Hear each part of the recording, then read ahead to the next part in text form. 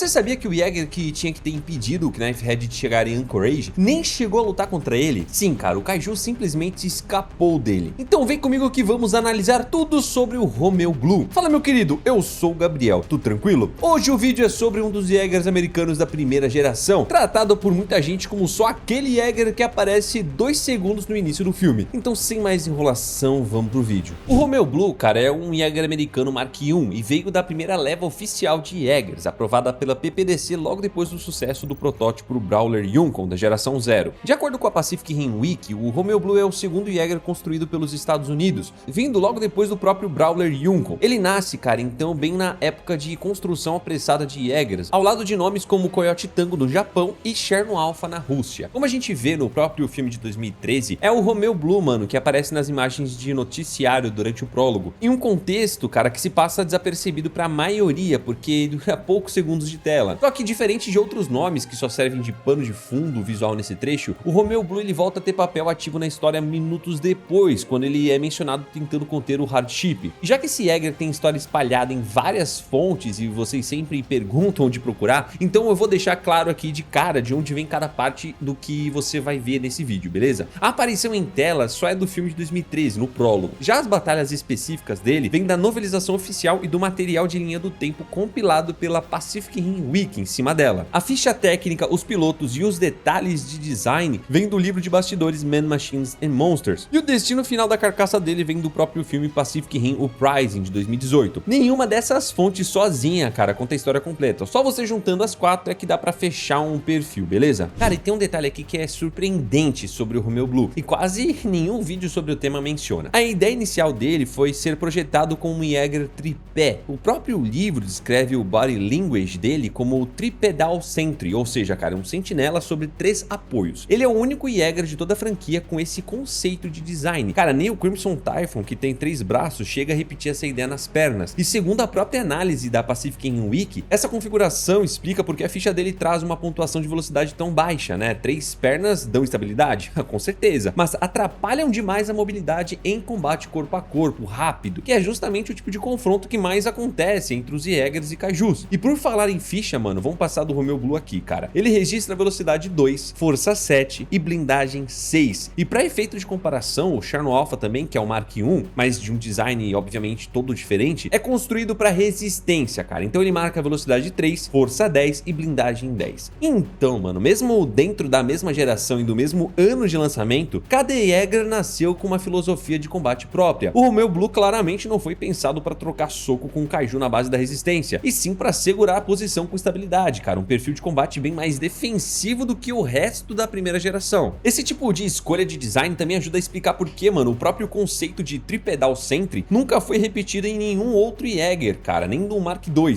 nem em nenhuma geração seguinte. A engenharia da PPDC parece ter concluído já nos primeiros anos de guerra que estabilidade extra não compensa a perda de mobilidade. E sobre a altura e peso, aqui não existe um número fechado oficial, tá, cara? Nem em metros e nem em toneladas. Só a pontuação relativa que a gente acabou de falar. E mesmo assim, vale registrar o que circula entre quem estuda a franquia a fundo. A comunidade de fãs debate o peso do Romeo Blue há anos, né? E falam que ele varia ali entre torno de 2.000 a 7.000 toneladas, dependendo de qual comparação visual ou recálculo cada análise usa como base, né? É uma variação enorme, né, cara? E nem entre fãs existe consenso. Segundo o livro de bastidores, os pilotos do Romeo Blue eram Bruce Jules e Trevin Mackenzie, que são sobrenomes diferentes, o que acaba sugerindo que os dois não eram parentes, diferente de boa parte dos duos mais famosos da franquia, como os próprios irmãos Beckett no Gypsy Danger ou o casal Kaidonovski no Cherno Alpha. Isso por si só já é uma curiosidade que vale registrar, cara. A franquia costuma reforçar a ideia de que vínculo familiar ou afetivo ajuda na sincronia do drift, e o Romeo Blue é um dos poucos exemplos documentados de uma dupla sem esse parentesco declarado, conseguindo ainda assim uma carreira de combate funcional. Circula bastante por aí também, inclusive em compilados de linha do tempo feito por fãs, a informação de que os dois se chamavam Bruce e Trevin Gage, um sobrenome compartilhado, sugerindo parentesco, quase sempre apresentados como irmãos. Essa versão não bate com Man, Machines and Monsters, cara, que é a fonte oficial mais direta sobre os pilotos, já que é literalmente o livro de perfis técnicos da franquia. O primeiro Kaiju abatido pelo Romeo Blue tem nome Hardship. Segundo a Pacific Rim Wiki, ele ataca uma cidade não identificada durante a noite, e em algum momento do combate ele consegue prender o Jäger de perto, tentando arrancar o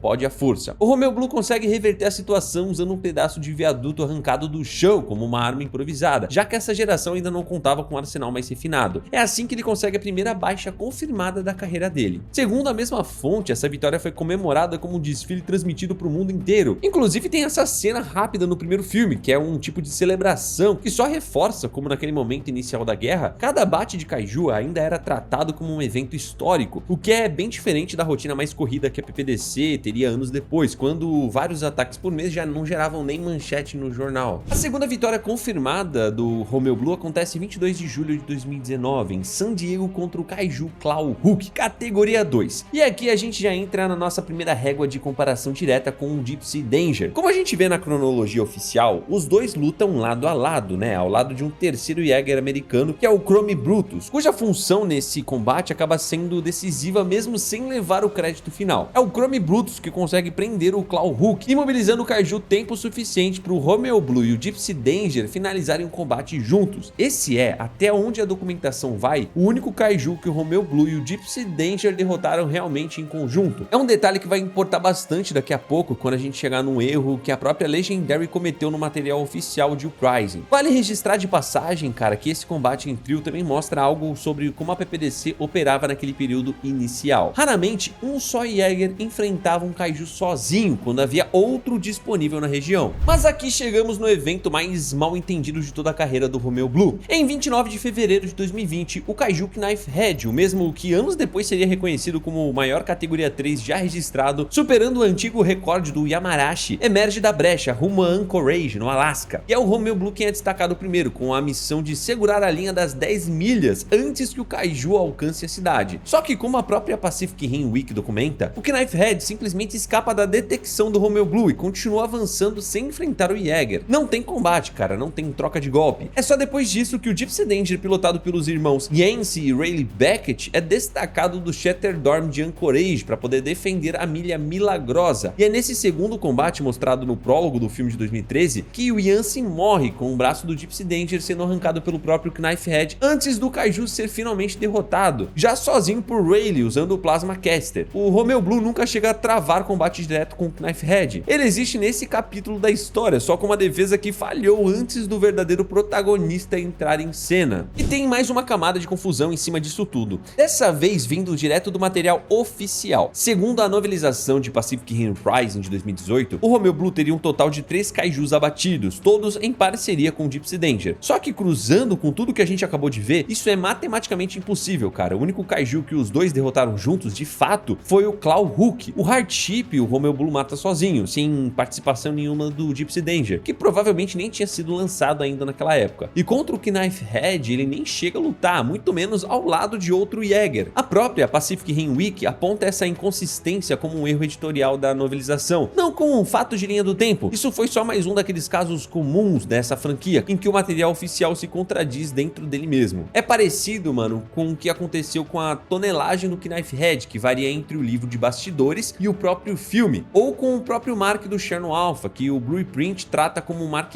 4, mas o próprio roteirista Travis Bichon corrigiu publicamente para Mark 1. Esse tipo de erro reforça um ponto que eu já bati aqui outras vezes, né? Nem tudo que sai oficial bate entre si, tá? Mas aqui tá o motivo real de tanta gente confundir a morte do Romeu Blue com a batalha do Knifehead. A destruição real dele acontece depois, cara, numa data não fechada com precisão pela documentação oficial, mas situada entre o combate do Knifehead em 2020 e o fim da guerra, que é em 2025. Segundo o material compilado sobre a linha do tempo da franquia, o Romeu Blue é destacado para defender uma cidade não identificada. Algumas fontes citam Seattle, contra um Kaiju que também não recebe nome documentado, ao contrário de praticamente todo outro confronto relevante da franquia, que costuma ao menos batizar o inimigo. Durante esse combate, o Kaiju arranca o braço do Jäger e acaba esmagando com o Pod, matando o Bruce e o Trevin, os dois pilotos, na hora. É justamente no Ferro Velho em Santa Mônica que vem a peça mais concreta do legado do Romeu Blue. Segundo o próprio filme Uprising, a jovem Amara Namani consegue recuperar parte da carcaça dele antes que o Jake Pentecoste, que também frequenta o mesmo Ferro Velho, tentando quitar uma dívida com o comprador do mercado paralelo. É com essas peças que a Amara termina os reparos do próprio Jäger caseiro dela, o Scrapper. Então, mano, o corpo de um Jäger que morreu sem glória contra um Kaiju sem nome, numa cidade incerta, acaba ressurgindo décadas depois, dentro do Jäger de um adolescente que disputa sucata literalmente com o filho do Staker Pentecoste. Pensando nisso com calma, é uma ironia e tanto que o legado mais concreto e duradouro do Romeo Blue não seja nenhuma das duas vitórias documentadas, nem o episódio do Knifehead, que ele nem chegou a enfrentar, e sim um monte de peças que foram reaproveitadas, sem crédito, dentro do Jäger de uma adolescente que provavelmente nunca ouviu falar do nome Romeo Blue na vida. Pra gente conseguir fechar, cara, vale um comparativo rápido entre o Romeo Blue e o Coyote Tango, já que os dois nascem praticamente no mesmo momento de guerra, dentro da mesma geração apressada de Jäger sem blindagem contra radiação. O Coyote Tango, japonês, pilotado por Staker Pentecoste e a Tamsin Sevier, mata o Kaiju Onibaba em Tóquio. O Romeo Blue segue um caminho diferente, ele sobrevive ao problema estrutural mais comum do Mark I, que é a radiação, mas cai justamente pro tipo de ameaça que nenhuma blindagem resolve. Um Kaiju forte o bastante para poder arrancar o braço e esmagar o Compod num único combate direto. Dois Jägers da mesma geração, dois tipos de vulnerabilidade completamente diferentes, e dois legados também opostos, né? O Coyote Tango vira parte da história pessoal de um dos personagens centrais da franquia, enquanto o Romeo Blue vira uma nota de rodapé, lembrado mais pelo que ele não fez contra o Knifehead do que pelo que realmente conquistou em campo. E talvez seja exatamente aí a lição mais interessante de estudar um Jäger como o Romeo Blue. A franquia inteira de Círculo de Fogo é construída em cima de uns poucos protagonistas bem documentados: Gypsy Danger, Striker Eureka e o Cherno Alpha, cercados por dezenas de nomes que só existem em detalhe, mano, pra quem se dispõe a cruzar novelização, livro de bastidores e wiki linha por linha. O Romeo Blue não é menos real ou menos canônico por causa disso, ele só nunca teve a sorte narrativa de estar na cena certa, na hora certa, do jeito que o Gypsy Danger teve, cara. Já deixa o like e segue o canal. Fique com Deus, um abraço, é nóis.